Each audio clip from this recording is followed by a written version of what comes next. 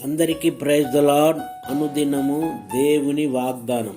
ప్రియులారా, ఈ ఉదయకాలం మన కోసం ఏర్పరిచిన దేవుని వాగ్దానం, ఆయన సన్నిధి చేరుడి, ఆయన ఎదుట సాగిలపడుడి. మొదటి దినవృత్తాంతంలో 16:29 వచనంలో జ్ఞాపకం చేసుకున్నాం.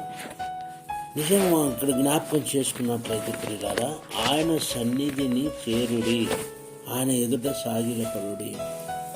ఆయన సన్నిధికి ఎప్పుడైతే నువ్వు చేరుతావో, నిజంగా ఎప్పుడైతే ఆయన సన్నిధి చేరినప్పుడు సాగిలపడి, ఆయన ఎదుట సాగిలపడినప్పుడు ఆయన నీ మనవి ఆయన ఆలకించే దేవుడు.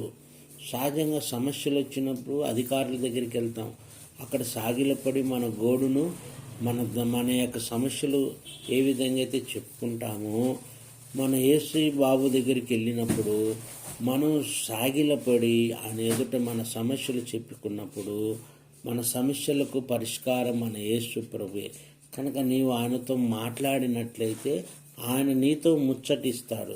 అందుకే అంటాడు, ఆయన సన్నిధిని చేరుడి, ఆయన ఎదుట సాగిలపడుడి అంటాడు.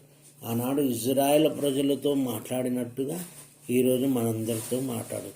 ఎప్పుడైతే ఆయన సన్నిధిలో నువ్వు సాగిలపడతావో, స్పష్టంగా దేవుడు నిన్ను మాట్లాడితే ఉన్నతమైన కృప నా దేవుడు నీకు దయచేయగాక. ఈ వాగ్దానాన్ని నమ్ముదాము, విశ్వసిస్తాము.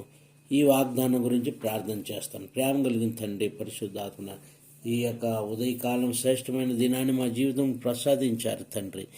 ఆయన సన్నిధి చేరుడి, ఆయన ఎదుట సాగిలపడని మీరు మాట్లాడిన ప్రతి మాటకి స్తోత్రం తండ్రి. ఈ కడవరి దినాల్లో తండ్రి, నేను దినములు చెడ్డవి కనుక సమయము పోనీయకుండా అజ్ఞానుల వలె కాకుండా జ్ఞానం కలిగి జీవించమని వాగ్దానం చేస్తున్నారు. ఈ రాత్రి నాయన నీ కృప కలిగిన రాత్రి బలపరచని, ప్రతి బిడ్డను దర్శించని. మరి ఈ అరుణోదయం మొదలుకొని రాత్రి వరకు నీ సన్నిధి దయచేయమని ప్రార్థిస్తున్నాం. పరిశుద్ధాత్మ నీకు వందనాలు చెల్లిస్తున్నాం.